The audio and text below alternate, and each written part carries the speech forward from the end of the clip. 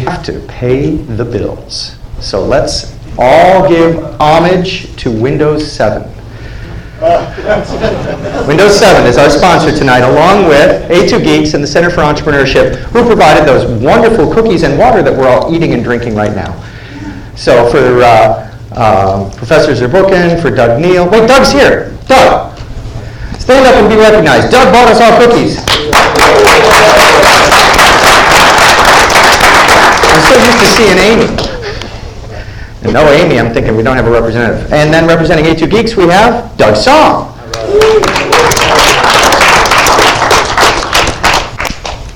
And the Microsoft Windows 7 deal, that just started this last month, and that goes for a year?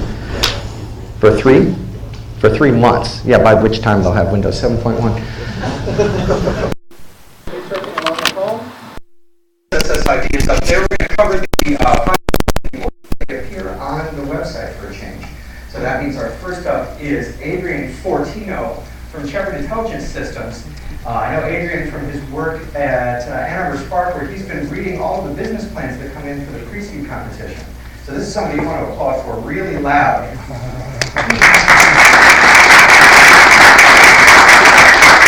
Until you realize that he's leaving Spark at the end of the year and he'll spend more time at Shepard.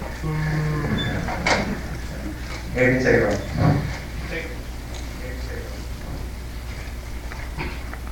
Okay. Yeah, you're okay. Hi. How's everybody doing? Doing all right?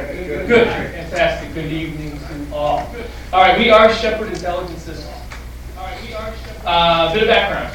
We have a platform that is based on actually 4 years of development work on the MagicBus system coming out of the College of Engineering. Okay. We spun out of U of M in the second quarter of this year and have been developing kind of a next generation or second generation MagicBus. Okay. We are currently led by 2 people, myself and Jahan Khan, our CTO, who is genius, and he won't tell you, but he is. And we're currently working on finalizing our license agreement with the Office of Tech Transfer to truly spin out the technology. Okay, all the boring stuff there. What's the problem? What annoys you most about public transportation? These are actual quotes from surveys that we've done, all right? I bet you can guess a couple. Trying to navigate an unfamiliar city with less than optimal tools. Yeah? Come to mind? Buses never on time, so you're left waiting for cold and rainy, snow-covered stop. We presented this to a few different transportation people, and they were not so enthused when we actually had the word never, but that is from a quote. Right? I didn't make it up. Can't find the best way to travel to a destination via public transportation. Trying to use different systems to get to a place. Okay, the solution. MagicBus solution. So this is what we are. We have real-time interactive maps that you can see right here, and you saw the URL, so you can go to the website as well. It's all active as we speak. This shows actually Route 6 of the ATA, just a screenshot. So these provide these tangible interactive maps, real-time maps you can get on your smartphone or on your laptop, computer, whatever you might use. And these are very, very, people love these things. And this is where you can come up and you can see it in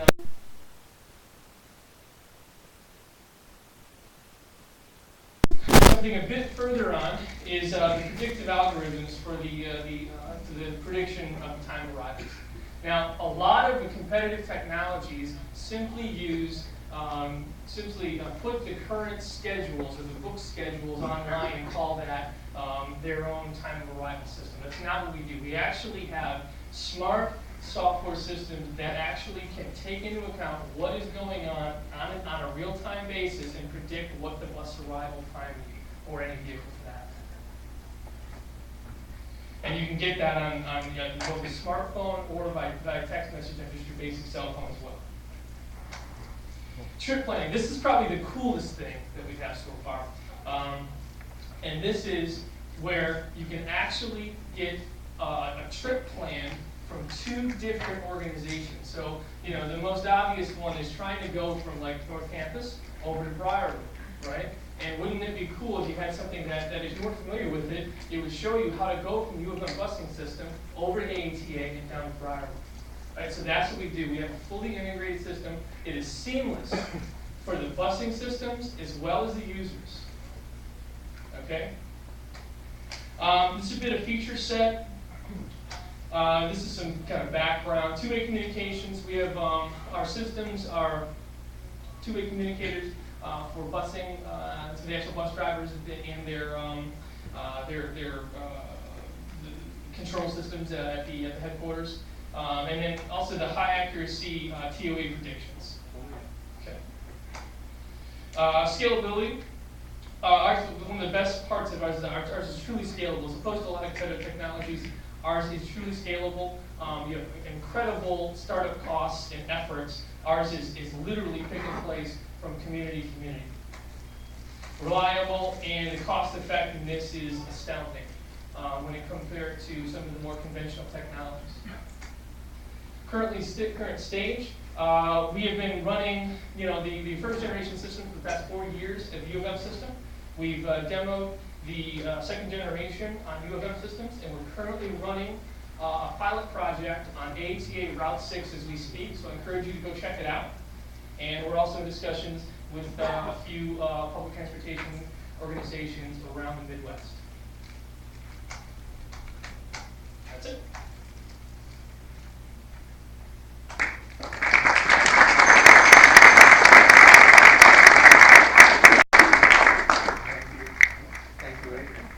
Now we have 5 minutes of questions that are designed to test the mettle of this entrepreneur.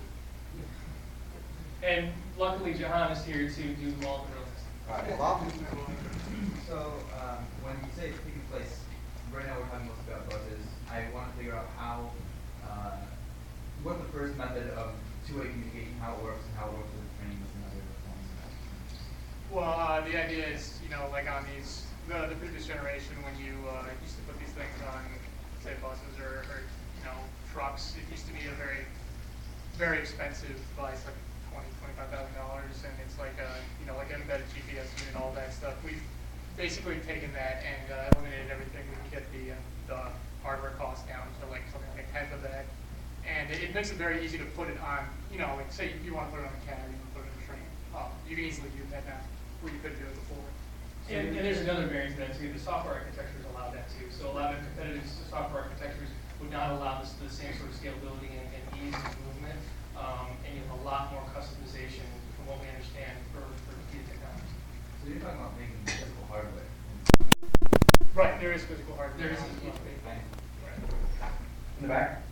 Who's the customer? What's the revenue model? You stole my question. Yeah. Oh, Who's the customer? What's the The revenue model? customers, there's two important stakeholders. The two most important ones, customers and users, okay? Customers are the public transportation organizations, ATA, U of M PTS. Users are their riders, and they're both very, very important to us. Customers can benefit from fleet management, operational efficiency improvements, in addition to the follow-on effects of improved customer satisfaction for their users.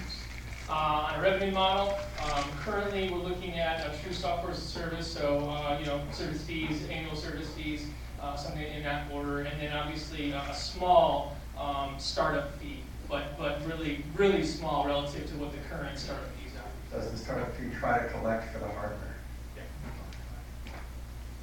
Yeah, I guess the important thing, is just that I guess Adrian kind of glossed over this a little bit, but the U of M does use this as an operational management tool, so it's something they need, and it provides this additional service. Jeff? And then? Jeff? So in the 4 years that has been rolled out, at least in the first generation, quantitative results that have been shown? Are there quantitative results from the deployment that you've done so far? Well, as far as like the usership is, I think, something along the lines of 1 out of every 15 students who has been at U of M at any point in time has used this product and knows what it is and used it multiple times. So it's something people do use, it's something people do like, the feedback is good there. In terms of Yeah, I guess that's it, right? Yeah, there's a great deal of retention. I mean, once they use it, they see the value, and they it's a consistent use.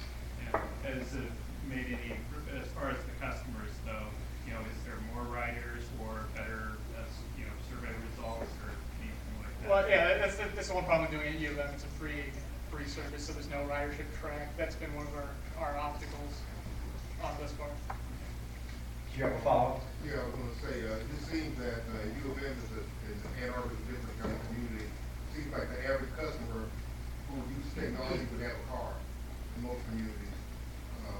So maybe like in a large metropolitan like in Chicago, you have that sophistication on yourself when you look at this type of routing system. But so how are you choosing your destination customer or your? Yeah, so we think our best targets are going to be college towns.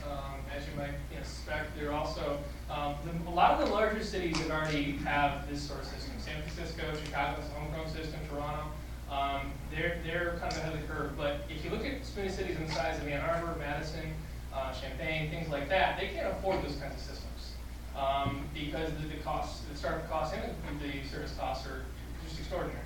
So we think our system with the advanced technology over those competitive ones, in addition to our cost advantage, is going to be very attractive. And actually there are, keep in mind, there is an interesting feature in the smartphone for the mapping, but anybody with a cell phone can use the text message. And we are fervent in our belief that the text messaging feature of sending a text message to a stop, getting a text message back saying, this is when the bus is going to get here, is the best feature, is the most important fundamental feature of the system in my Got a built-in clear mission.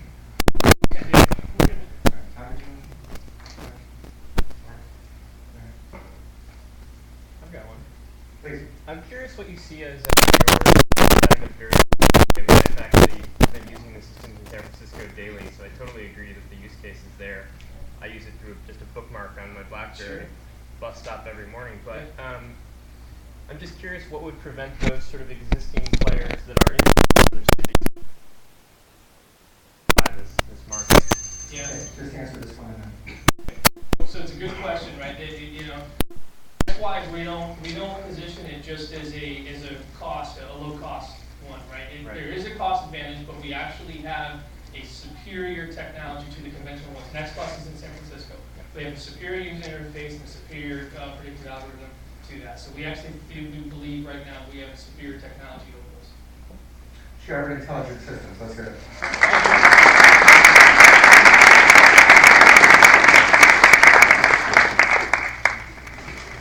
All right. Next we have YouCompete, and while YouCompete sets up feature on both of those ones, I want to tell you a little bit about Global Entrepreneur Week. The Kaufman Foundation has done this in the past. This year, the theme for Global Entrepreneurship Week is youth. And we have 4 students and 1 youthful presenter today. And that is a total coincidence. The Kaufmans did not put us up to this, though. If they want to sponsor us for more than 3 months, Windows is going to be coming in 3 months. To talk to you about. But seriously, the purpose for Global Entrepreneurship Week, whenever you have area, concept, time period, whatever those 3, it's to raise the consciousness of what we're doing in this very room. So the best thing you can do is to go out, rob a student, and get her to be an entrepreneur. That's the theme for tonight. All right, we all set up? All right, rock. Let's hear all about YouCompete. Hello everyone, my name is Alan. My friend Vlad and I have worked on YouCompete, and that's what I'm going to share with you today a little bit. So, YouCompete is a system for managing leagues. So, one of the things that's become obvious in recent years is that the internet is a really great tool for collaborating and communicating. But in terms of managing leagues and competitions, existing tools that use the internet to coordinate leagues and competitions are a little bit behind.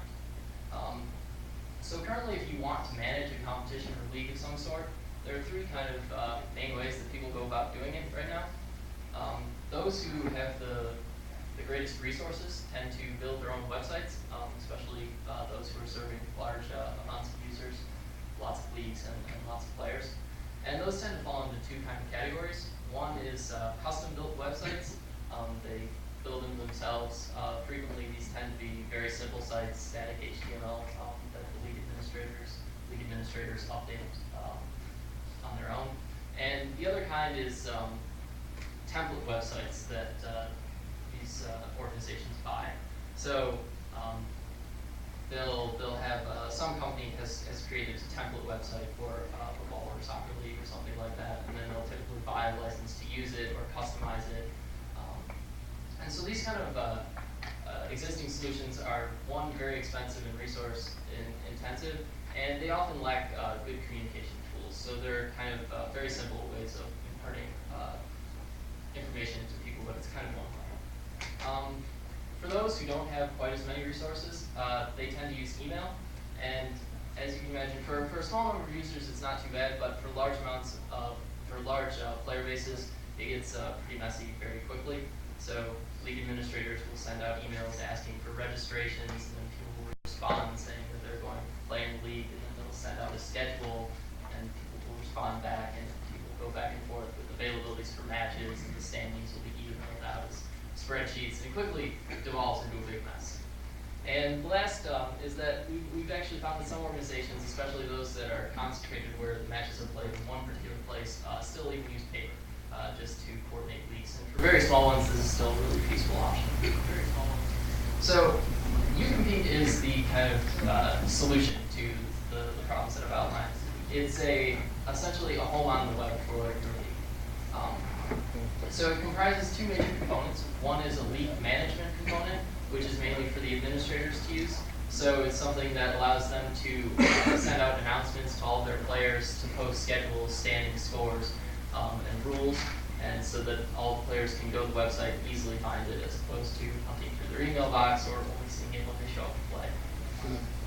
And then the second part is a social networking component, which allows users to share things with each other. So one thing we've seen with recent technologies, Facebook and Twitter, is that people like to share photos and comments and things like that about the things they're participating in. And leagues should be no exclusion. So I'll show you a little bit of the demo. This is what the website currently looks like. So you'll see I'm logged in as someone who has who's part of a example league of sitcoms playing chess with each other. So it shows at the top here some of the recent matches and upcoming matches that the person is playing in. So we'll, for example, say that yes, we're available to play this match. So that gives you a really simple way to tell the rest of your team that you're playing a particular match. And it also has, so we have like an activity feed here, kind of Facebook style, which tells you things that are going on in the league, recent scores, things like that. And we also have kind of an administrative area over here, which for team administrators and league administrators gives them a very quick way to see what they need to do. So in this case, it tells me that we played a match a long time ago that no one entered the score for. So we could potentially go to that match and then put in the score so that everyone else can see. So right now, this is another way that league administrators can make their life simpler, is to allow teams to enter the scores. And so we do that by making sure that both teams agree to enter the scores, which makes it a lot easier, so that league administrators don't have to do all the updating themselves. Additionally, we've made it so that anyone can really create a league very quickly. So for one example, we'll create like an A2 hockey tournament or something really quickly here. So we support multiple different kinds of competitions. One is the kind of standard standings, and another one is this bracket single elimination kind of thing here. So I guess I'll stop now and take any questions. Yeah, right. How do you do scheduling? If you've got 10 teams playing 10 teams, do you set up some parameters and schedule fields and things like that? Right now we have a kind of prototype round robin scheduler. It's pretty simple, just does round robin stuff, but in the future we plan to both try to enhance that and make it more featureful, and additionally allow people, there are a lot of other applications that simply do scheduling, so we'd like to provide a way to import those kind of things so that people really have more advanced scheduling needs that we don't need to satisfy them all. They can potentially use some third-party solution for that. Steve, can you show me rules I'm just wondering what you can post there. Rules is just a place where you can, it's a very simple kind of thing where you can post both text and potentially upload documents. So you can type in both. So some leagues rules are very simple. We give you the opportunity to just write some text, and other ones more It's finally settled on poker night once and for all. No, that is not magic. If it's poker, that's probably not the right place to go. Because you were giving a really good intro, you didn't actually talk about what your competitive advantage was. And you said it was communication.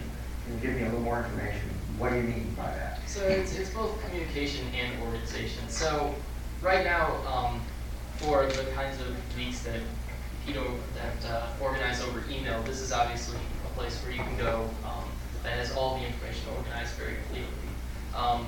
But for leagues that already have websites, communication between players is often subpar. So right now, so it's a possibility that I have an example right here, but you can potentially go to a match and upload photos of the match or post comments and things like that. Players will also be allowed to create their own discussion threads so that you can form kind of a community online of people who are playing the league and they can share information.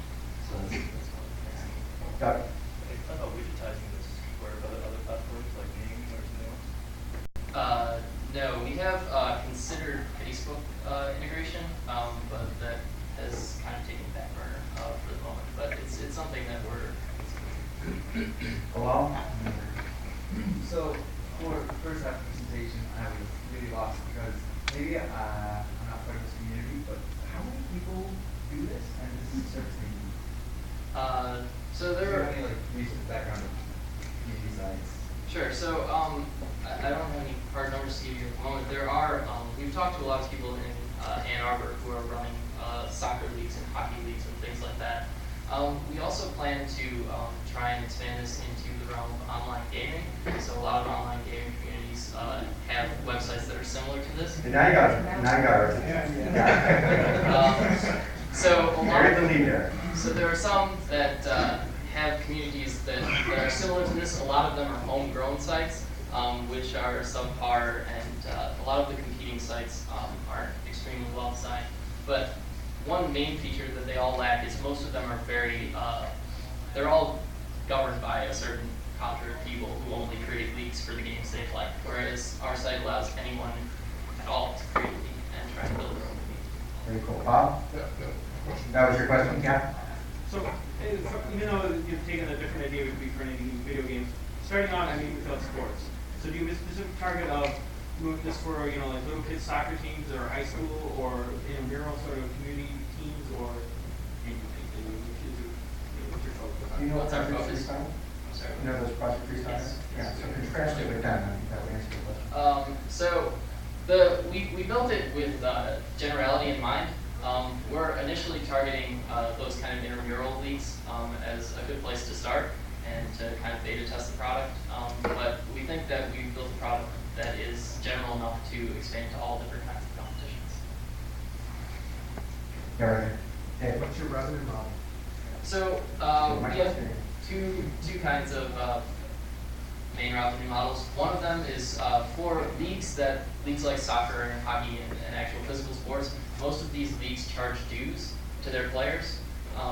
So one thing is that most of them take their payments in cash or checks. So one thing we'd like to do is allow them to pay online and possibly take a convenience fee out of that. Additionally, since all of those leagues are paid for, league administrators are willing to pay for this kind of management software.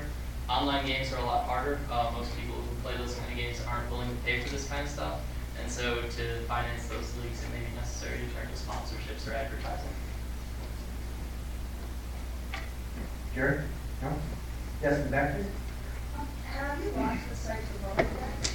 It is available at www.ucompete.com. And how many users do you have so far? Currently, we're still beta testing it. We have very small. We haven't really launched it, although it is available on the website. So not currently. So you're just using like a small group of your friends then, having Right. putting it all out? All right, let's hear it for You Compete.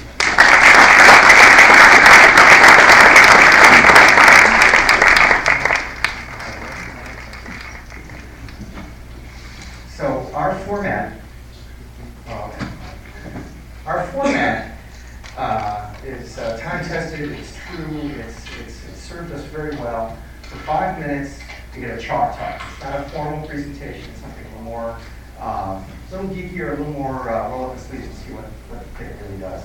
And then for 5 minutes after that, that's why they're here. Our presenters are wanting to get hard stumper questions from a crowd full of intelligent people, or from you. So please make it worth their while. Hit them up with questions that challenge their technology, that challenge their business model, that challenge their entrepreneurship, because that's what's going to make them better and stronger every time. So that's our format, 5 plus 5. I'm going to start the 5-minute timer now on Royce. Royce I met at Ann Arbor Spark, and Royce is an industrial designer from the Center for Creative Studies, which is just a mile or two from where I grew up. So let's give it up for Royce and hear about why. Boy. Boy, thank you. It's not French. Well, Boy. my PR agency calls it bois too, so maybe that's the new name. Trying to get the laptop to show up. Oh.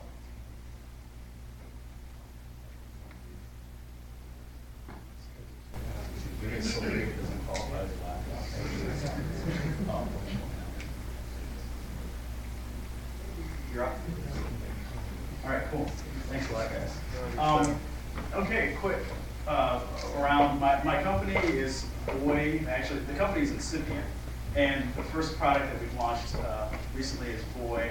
Boy is Italian for you, and it's basically a new way of protecting your iPhone. Out of a show of hands, how many people here have iPhones? I saw Doug had one, and there's quite a few iPhones. And out of all the people who have iPhones, So it's not typical. how many people have dropped it or pretty close to dropped your phone? So it's a pretty common problem that you drop the phone. One of the things that we've done is my wife, actually, Kim, she's the actual founder, I'm the co-founder, I'm just a side guy. So what she found was that when she was searching for a case for her iPhone, she couldn't find a case that actually looked like the iPhone and actually functioned well to help prevent the iPhone from dropping. And she's in the medical industry, and kind of one of the terms she uses is an ounce of prevention is worth a pound of cure. And so one of the things that we looked at was we said, well, why can't we go more upstream, and instead of worrying about protecting the phone in the event of a fall, why don't we just try to prevent the falls altogether? So what we've done is it's a simple concept. We created a case. We use exactly the same material that Apple uses on the iPhone, which is you guys technical. It's Lexan EXL 1414T. But we use the exact same grade of material as the phone. So one of the things that most people notice when you first touch our case is, they're kind of like, wow, it doesn't even feel like a case at all. So I'll show you guys a little bit more about it. These are just actually sales sheets. I've got sales sheets to help my sales guys to talk about the product. But we've received some really nice feedback from the media. We just launched the product this summer, and so we're a few months into the product, and we're starting to really generate a following and generate a name for ourselves. And one of the things that we've done is just recently, Jessica Zarek, I'm not sure if anybody here is familiar with her, but Justine Zarek, Justine, she just did a review on our product like about 2 weeks ago, and she basically called it the best iPhone case available. So she was really happy for it. Our sales jumped through the roof. In fact, I think we sold more in the first 8 days of November than we sold the whole month of October. So we can see it definitely, snowball effect from. Right. So anyways, I guess really quickly, I'll just kind of show you guys a little bit more about the product. And probably the best way to show it is, I'll just read you really quick what we have. One of the things that, like I said, we focused on is the way it's Italian for you. It's just over an ounce. The iPhone case is designed with prevention in mind, so it combines personalized style and protection along with function to create the most revolutionary iPhone case yet. Oh, okay.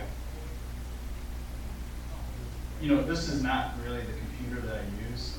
This computer, actually, I've never used it. It was sitting in my office, and I was like, oh, I need a laptop, so I just grabbed it out of my office. But it was for another purpose that we didn't use it for, so it's actually funny that I had to bring this machine. So anyway, so the Lorem, okay, it combines personalized style and then what we call drop catch tether. Right now we're patent pending some of the features of how the thing actually snaps together. Oh, okay. And actually I'll give you guys a hand demo. My hands aren't the most beautiful hands. I couldn't afford a stand-in model, so I'll show you guys myself. Hand model now. The idea is to save you from impacts that are going to basically cause, from when we talk to people at the Apple Store, it can potentially cause your phone to not work properly. So, having unseen damage from impacts, no matter how minor they are, you could potentially end up with problems later on. So what I'll do is I will switch the camera over to, thank you, a beautiful assistant Doug. Can you see? Okay, wow, my hands are big. I think I'm out of time. Anyways, you can see there's two pieces, right? The ring is really flexible. I mean, most polycarbonates would snap. This thing is really flexible. So what happens is you actually put the case or the phone into the case, you push this button on the back and it pops it out. And it has a nice velvet liner on the inside to keep your phone from being scratched on the back. And then when you actually put it in, you hear it click. It actually clicks in, and then you just snap the pieces together. And one of the other interesting things about our product is that they come in multiple colors. So right now we have 4 colors, and with the 4 colors, you can create up to 16 different color combinations. That's it.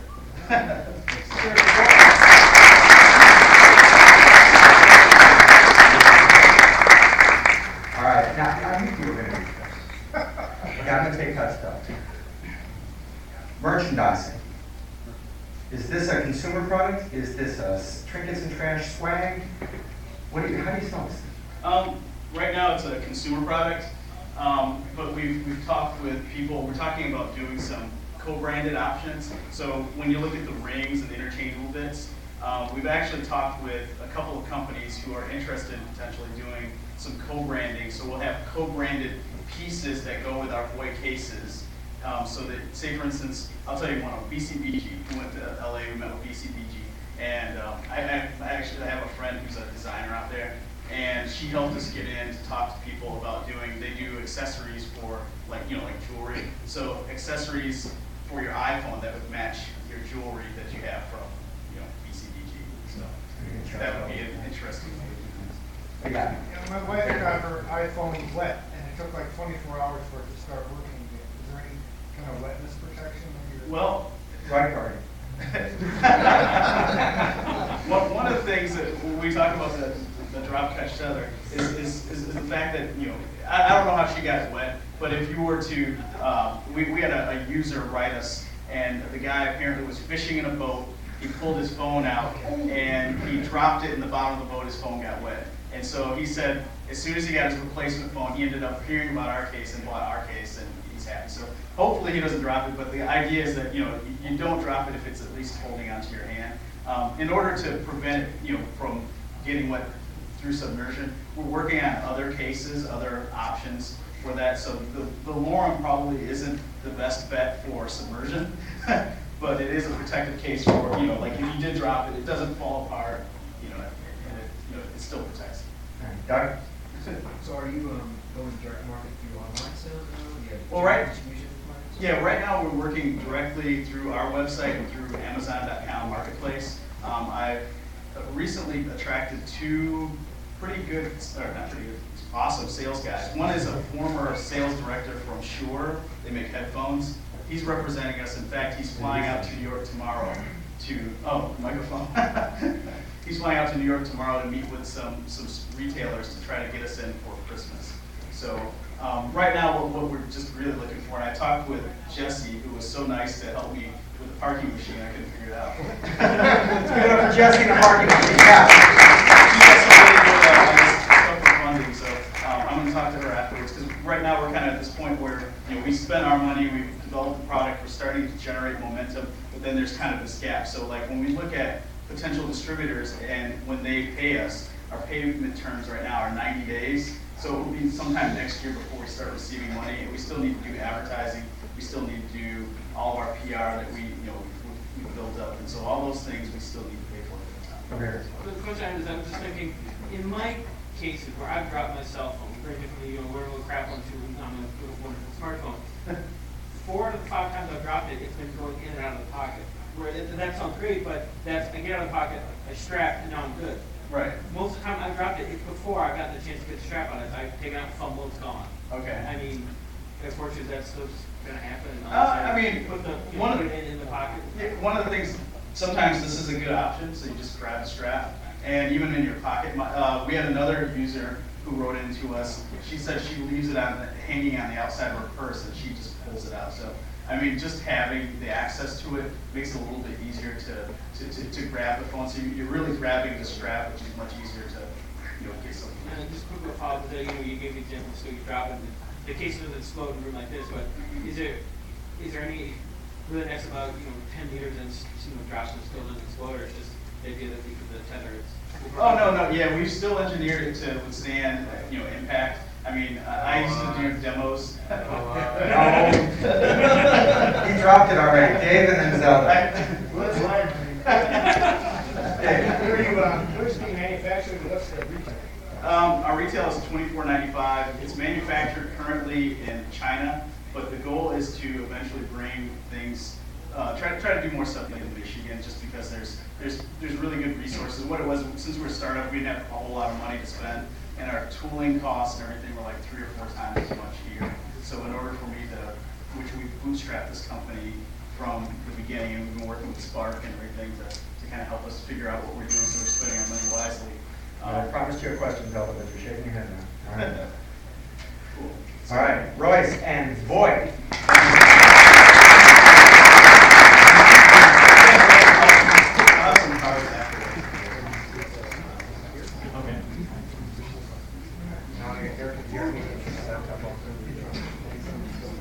All right, we had a question that came in over the Twitter sphere, and that is, who the hell am I? All right. Anybody not know who I am? Okay, I know you watching on television. Okay. My name is David Bloom. I coach startups and emerging companies at all stages of their development and due diligence for their investors. Okay, that was my idea. And I do a little bit of consulting at Ann Arbor Spark. I think I'm going to be joined by another Spark consultant. Where's my other Spark consultant? Adrian. Boom. We were celebrating early this morning. The Ann Arbor City Council voted to renew Spark's funding for the Spark Business Accelerator. This is the program that helps startups get started up if you're within the city of Ann Arbor. And because of a tsunami of need that kicked off around Labor Day, Spark burned through a year's worth of funding in 8 months. And they went back to the city and said, city, times are tough and everybody's got their hand out, but we're creating jobs and revenue, so the city agreed. About 12:30 this morning, they voted for Spark's budget to get renewed all the way. So both of you who wrote the city councilman about this, thank you very much. All right, now we've got Eric and Jeremy from Phonagle. Are you up? Yep. Not quite. I see. It looks right, but it isn't. And Is Ron on city council, Ann Arbor City Council? Suarez lives in New York. Yeah. So it's good to have people like that. Yes, he left city council with prejudice. Yeah, okay. So he voted for in favor tonight. No, he lives in New York now. He's not in city council. Oh, okay. Sorry. That's okay. No, he was fun to have around. All right, so Jeremy from Phonagle, he's finagling with his laptop right now. You knew I was going to say that, right? Okay. So Jeremy is from a small town in West Virginia. All right. Woo! No, come on. Thank you. Thank you. So small that the parks outnumber the traffic lights 4-1. Yeah, it worked. Yeah. That's a good one. All right. Tell us about Phonagle. Hi. So yeah, we're half with Phonagle, the other half is over there. I'm Jeremy, this is Eric, Sergio and Ben over there. We started this summer as an RPM 10 internship program. We are 4 grad students out of the School of Information, and I'm going to tell you a little bit about us. So we make games. Our games are location-based. mobile, social, casual, and fun. I'm only going to talk about two of those. So there are two really important bits to the games that we're making. One is that they're social. They're to be played with other people.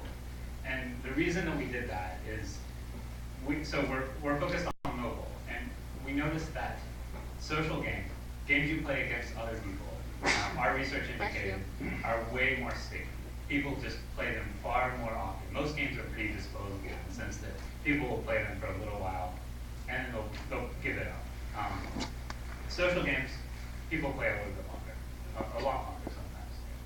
The other bit is casual. We wanted to focus on a casual interaction in the sense that you're not, as a player, you're not having to do a lot of setup time. It's not something that takes a great deal of time to actually set up a game to play. You can pull it out, play it a little bit, put it right away. So that works with how people actually use their phones. So that's kind of that. Now, so we've developed our first game over the summer. It's called Arbor. It's out now. You can download it from the App Store if you've got an iPhone. We encourage you all to do that while it's still free. And the idea is, so it's actually, the best way to describe it is that it's similar to Scrabble in the sense that it's a word building game. But instead of reaching into a bag to get letters, the letters are spread out all over the world, and you have to be near them to pick them up. And Eric is actually going to show you a demo. All right, there's my dog. And loading up probably.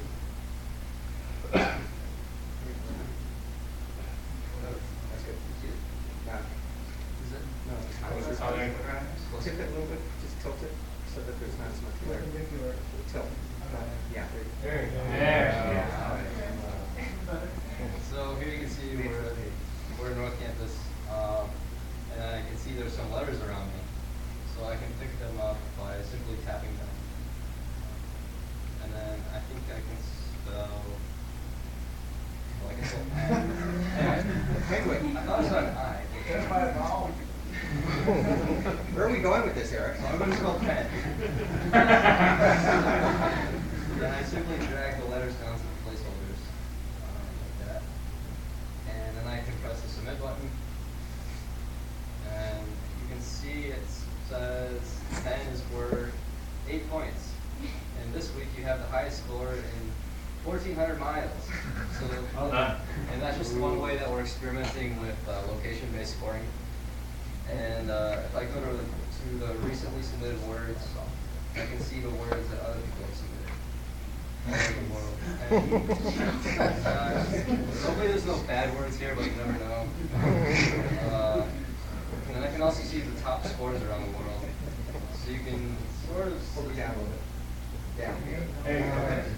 So you can see that our highest score is from Singapore. The guy in Singapore loves it, apparently. And second place is in Arizona, and etc. Utah, Netherlands.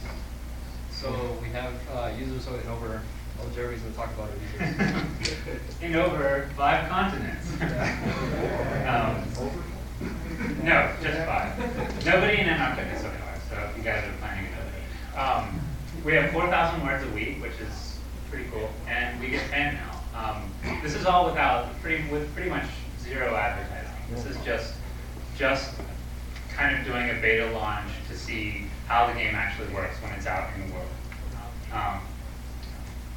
So what's next, right? We're doing analysis. We want to see how people are actually playing the game. We want to make sure that we've got the mechanics right, the user experience right, and we're doing some tweaks. And we've already found a lot to actually change to make it better, to make it more sticky, to make it more friendly, and just in general make it more fun.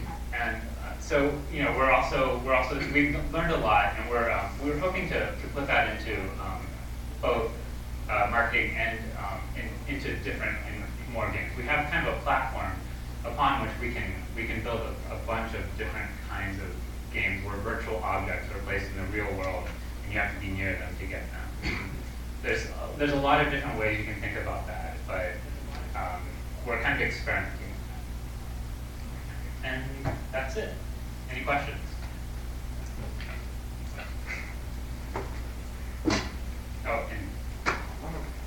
this is the rest Royce, of Royce has a question. He's the other iPhone guy in the room. But I just had a question. Like, it seems like almost natural too. Is there like a way, like when you talk about like the future games, like, say for instance you went to a concert and there were letters spread out throughout the concert. It's almost like a scavenger hunt. And if you found the letter, you could win something. Are you guys planning? Yeah, that just seems like a natural. Yeah, we've talked about things like that. We've talked about potentially doing it where you could, if you're a merchant in a town, you can do like a coupon if you spell, a certain word that has to do with that business. Burrito, for instance, right? Maybe you get 50 cents off of it. It almost reminds me of like the McDonald's Monopoly Right. game. Maybe this would be the new Monopoly. That'd be cool. Right here. Yeah, are the letters static, or do they rotate? Like, how often do they change? So the idea is that everybody who logs in Ann Arbor sees the same set of letters if you're close enough to it. But if nobody has picked up the letter by 24 hours, they go away. Can you drop letters? You can. Do they drop on the map where you are at the They time? do not. They actually go away. Although we're thinking about changing that. It's not like gold. Yeah, we were worried about 40, but yeah. All right, I have a question for the team. Early in your presentation, you said that you were incubated by RPM 10. Yes. What the hell is that? RPM 10, RPM Ventures is a great venture capital firm. Sorry, I can't. In Arbor, and RPM 10 is an awesome program that anybody should really, any student startup should think about heading for. It's great in that it's an internship program that takes a summer, and it essentially takes the place of a regular type internship, and it kind of gives you a really good taste of what it's like to be an entrepreneur. It's very, very awesome. Mark, is yours? No, I just like that idea an awful lot. Yeah, it's a great one. All right, team, it's time for the David Bloom question. How do you make money? Well, thank you very much. Answer. We have two ideas. The first one is magic. At least they admit it. If magic doesn't work, then we're trying to bank a platform where we can deploy over multiple platforms simultaneously. So you're going to lose money faster. How are you going to make money? Right. So then the idea would be to sell like branded type social gaming that we can develop. The burrito. Right. Yeah, and it's also possible to, so Facebook, or rather Farmville has shown that virtual objects sell really well. Good one. All right, got it. I was just going to say, there's a Fentriss company called Alamo Fire. They do a company with a game called Valhalla, where you all about virtual item sales. Yeah. You guys look at any monetization platforms? Like, 1 week, we have open capture. You guys more Monday, look at any other kind of platforms to. Very good. Yeah, we'll get that. Eric? Are your only, competition methods geographical, world water? Can you like pick friends and see how much you're beating your friends by at any time? That's actually something we're thinking about rolling into it. It's a requested feature. Yeah, it's not there yet. Mafia Wars players? No? Is there a team feature? The one thing that we really want to do is keep it as simple as possible and add many features without making it like overly complicated. Make things going to turn a lot of people off. Yeah, in the back. Have you considered making your platform available to other developers? Have you considered making a platform available to other developers? We are now considering that. And see, these two are going to be out back here.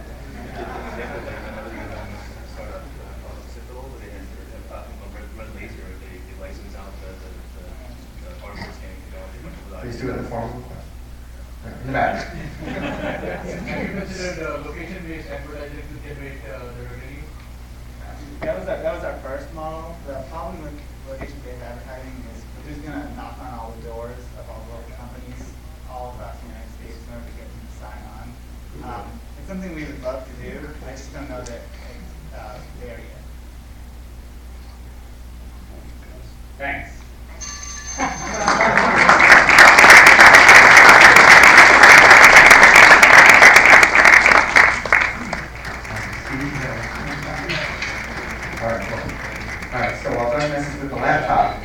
about some events that are coming up in the near and nearer term.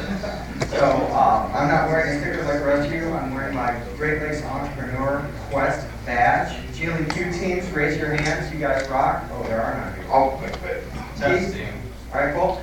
All right, so you GLEQ teams, you know, December 11th, get your exec summaries in. All right, good.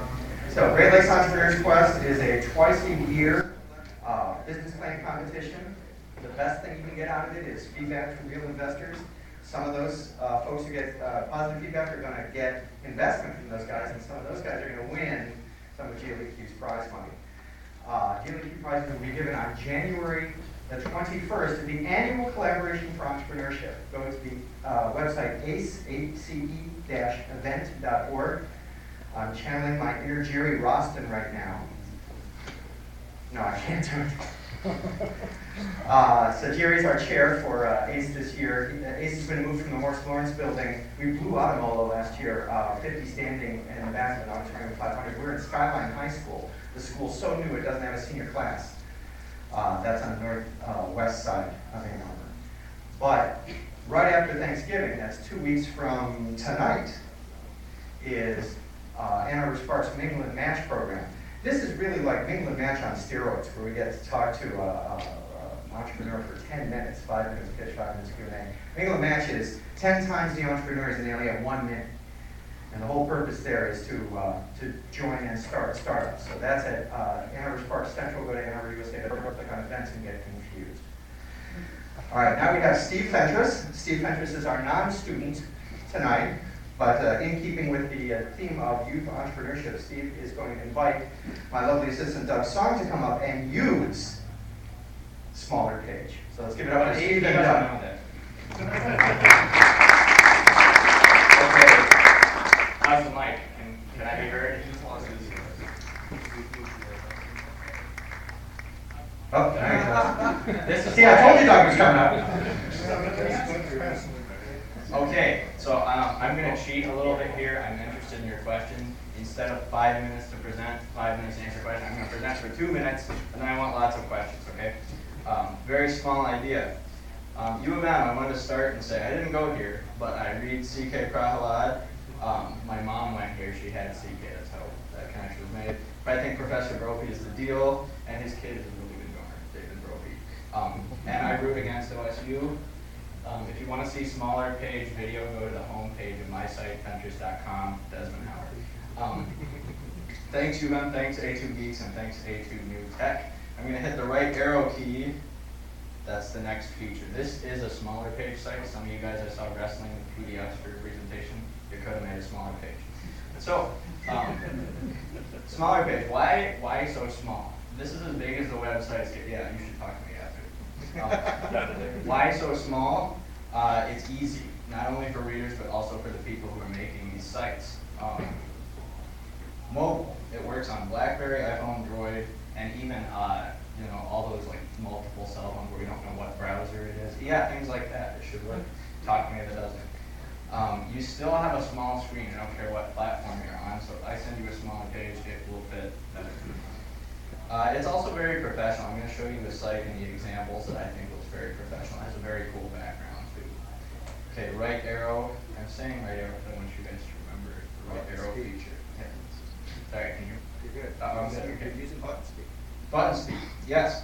Okay, so I'm going to show you 2 example sites before we actually put Doug on the spot and have him make a smaller page. Ha ha ha. Which I'm going to buy for him. The deal is you get 1 page for free. If you want the full site, it's $20. I'm going to show you guys how to do that. I want you to learn how. So Kyle Molka's site, let's go there now. I like this because Kyle's put his own domain on it. If you go to KaiMol, a smaller domain, this works. So let's go there now. Is it working? Look at that background. I want you to know there's a 12th feature on SmallerPage. If you sign up and go to backgrounds, it's like 3 clicks or something. Very cool. So let's march through Kyle's site. Hi, my name is Kyle Molka. Right arrow. Here Kyle has listed his portfolio. This is very powerful because even though it's a small site, we now know Kyle's like official list of things he's done. Contact info, that's an image. Sorry, you can't copy paste it. Social networking. And there's a contact form. This is very professional too. Kyle will get an email, but you will not see his email address. Next example, totally Yorkie.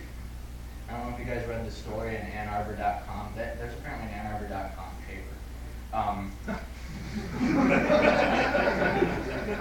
That with the iPhone percentage I saw, no one noticed, right? Okay, so I don't know if you read about those Engelberg twins, the girls that sing their next big thing. And one of them logged on here and made a SmallerPage. So why am I telling you this? Because it proves even a 10-year-old can do it. Doug, you have no excuses. So this is totally Yorkie, a site about Yorkies made by 10-year-old Ariel Engelberg. My favorite is probably about feeding. Did I pass that already? That's a couple months old. There we go. All right, let's leave it here. Apparently Yorkies are the perfect fashion accessory. Oh, there it is. Yeah. Another cool feature, you can blow up a SmallerPage site and it becomes a bigger page. So, let's do two things. I'm going to answer your questions, and then in the background,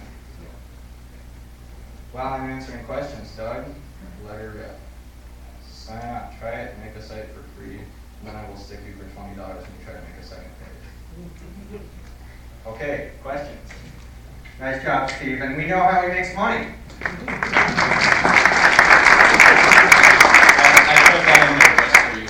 Appreciate it. What are you targeting this for? Are you seeing this as like a PDF PowerPoint replacement? Or are you trying to be this another competitor? No web skills. I need a web space in like 20 seconds or less. Okay, how about both? This guy I saw, I wasn't thinking about it as a PowerPoint type replacement, but I was going to make my presentation for tonight, and I thought, what's the easiest thing I have? I don't have PowerPoint, and I said, heck, I'll make a small page. That's my first alarm. I don't have to stop. And then I saw, Royce, who had a good presentation, but there was a lot of clicking, so I thought you could have been hitting the right arrow. Right. The right arrow. More buttons. More questions. Come on, I can't do it. You wow man. Okay, you get two because nobody else talks. How does your site stack up for things like SEO and things like that? Well, think about this. When you have a smaller page and you type fewer words, you have fewer non-keywords, which means you are not littering your page with words that have nothing to do with what you want people to find your site for. Littering rhymes with? Twitter. Right. I just had a quick question. So for smaller pages, can you publish a smaller page? So once, like, say for instance, I did forboy.com, which is our website, and I want to do a smaller page that works better for iPhones or whatever. Sure. Could you actually publish that on the site so when someone comes to the site, they can select the smaller page and then Definitely. optimize for? My advice, put a visible link up near the top so if you're on a mobile phone, you can actually see it. Okay. They click it, say try our small site. You could also you could make a small domain name like Kyle Molka has kylemolka.com, but if you go to kymole.com, you get a smaller piece site. Oh, okay. Got it. So a lot of smaller page tracking widgets and how many those widgets is based on this and that. Do you offer changes like that for small page? Question about widgets, widget version of smaller page to go into another. Doug is actually using a widget right now. He's using the home page widget, which I thought was kind of important. But we can go to the next level. There's a whole platform behind this. So if you want to develop a widget, or someone does talk to me, we can get their widget up here. You can do JavaScript, database, anything. Yeah, so to answer your question, yep, I'm thinking widgets. I like widgets. You press the button, it works. I'm all about that. Eric, then Bilal, and it's always see the same hands. Do you have any kind of privacy settings, or is it basically just a lot of Right now it's very simple. If you make it's public. Yeah, if you're interested in that, talk to me. I can hook you up with some privacy settings. All right, in the back. Can you include a mapping? You can. In fact, Doug is about to type a valid address, right? Did you type a good address, Doug? I was going to add a little, 48105. When Doug saves his home page here, can you put view home page at the top? If he typed a good address, bam, there you go. Yeah. It will automatically do a Google map. How does he do it? That's very well done. Yes. Okay, not for Sorry? I've all proceeded to make a lot of money, but $20 seems low. Why? Per year. Yeah, for a whole year. So A lot less that's like $2 a month. And regular, yes, that's a good point, Kyle. Regular web hosting, $5 a month is cheap. $25 a month is a little more common. So if you compare that to $20 a year, That's $1.66 a month. And change. Is there a way? Is there a way to integrate this with your main site so that when they go to your site from like a BlackBerry or some small profile device, they'll get this instead? Have you used .htaccess? Yes. Redirect. okay, yes. To answer the question simply, you would set up something on your site that says if it's mobile, redirect to the smaller page. Bam, they would look at the smaller page. So I think that can be arranged. Andrew, then Gary. And I think that's a good question that kind of dovetails with what I want to ask. I'm a web designer. I can make the 1024 by 768 spec. And so my first question was, is this just another protocol to design web pages so that they look good on mobile phones? And you're saying somebody makes a website for business should like sniff the incoming request, and if it's from a computer, they should show the page, the regular HTML page. And your service comes in if it's from a mobile device, then they should get redirected to they should sort out this page. Is that kind of why you made this, why this exists? I'd tell you, I guess there's a funny story. I too am a web developer, and I've made lots of bigger sites. So the story behind SmallerPage, briefly, is that is it telling you to pay, Doug? I'm going to buy you your site today. Oh, cool! I just made a site. Thank you. That's very exciting. You want to know over? So, I'm buying a beer though, so it doesn't count. At any rate, yeah, I think to use it mobile, you've got two options. If you're trying to maintain one domain that your customers have, like I always go to kylemolka.com, I never type in Kyle, then you've got to do a redirect. If you can have a second, shorter domain, yeah, do what he did, make a short domain. Go to the Apache website, look for user agent and then conditional statements in .htaccess. In fact, you should just make that and give it away to everybody who gets your service. I'll make it like $50 a year you get consulting on just that one thing. It's not free tech support. There's another question about my time. I don't know. You've asked a lot of questions so far. Can you nominate someone to ask your question? All right. All right, go on. Do you have any search boxes in the website to search? I mean, if I don't want to go to the last page with a right click, I just want to search a name or something like that. If we, I would hate to interrupt Doug from what he's doing right now.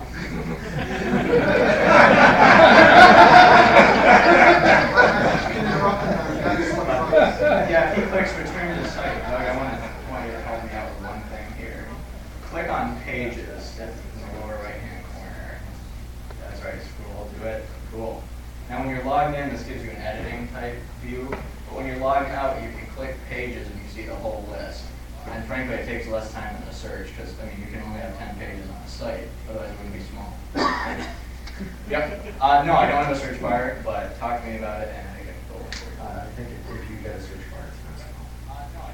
That's a really good point. Thank you very much for joining us. A2Newtech is here.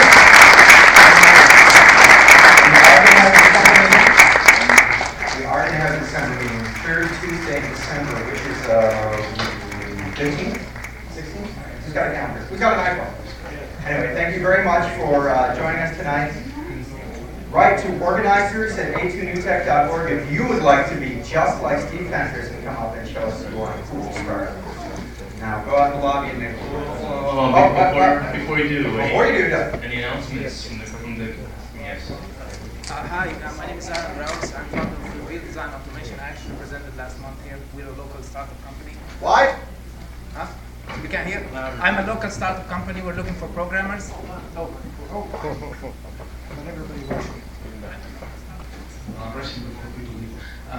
Reveal Design Automation. We're a local startup company. We are looking for programmers, people who are skilled in C++ and scripting. So we actually have funded. We were in the RPM competition thing. We didn't make it. The RPM didn't, but we got funded from other places. Somebody who have like industrial experience and been programming in the industry for a while. and we do CAD software for digital hardware. So please talk to me if you want to ask. Hi, Larry. Yes. I'm not talking. All right, cookies, water, and schmoozing. No, Bob. What? Oh, yeah, talk about UNTech. Everybody likes vendors, people build things, and make things, that's sensitive to everyone. And a sneak preview, one of A2Newtech's 15 femtoseconds of fame. That's Mike Gould and Lisa Lunchbox will be presenting here. Next one. They were also on the Wall Street Journal. I don't know if you guys have heard, but there's a lot of good publicity for people getting together in groups and making stuff. Hackerspaces are on NPR, on Wall Street Journal, and they're now in New York City. There's one in Ann Arbor called All Hands Active, which is on Liberty. And this weekend is a global hackathon, which means that people are going to get together and build stuff for the whole week this weekend. If you want to come, 525 Liberty, 722 Friday. It'll be going on until late Saturday night. And what business is 525? 525 Liberty is All Hands Active and Digital Ops. Digital Ops is kindly hosting our little fledgling makerspace or hackerspace. So if you guys make anything, we've had pinatas, we're making soda, I'm making a laser projector. Come hang out. We have some tools, bring your own if you need, but build stuff with us this Friday at 7:22. Come for the whole drag, please. Is there a website? There's a Facebook. Search All Hands Active. All Hands Active. Or talk to me. Next Monday, we'll be having the second Mobile Monday meetup. The first one was last Monday, and Carl was in back giving talk on Android 2.0 and the new Motorola Droid. This next one will be on TapDroid, a monetization platform for free applications on iPhone and Android. Is there anybody else that's looking for technical talent or hiring right now? Raise your hand. All right, if anyone's looking for jobs, we want to find those folks there.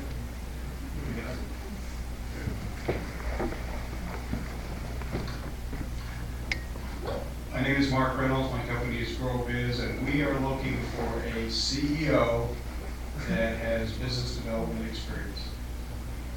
Probably be a contract position.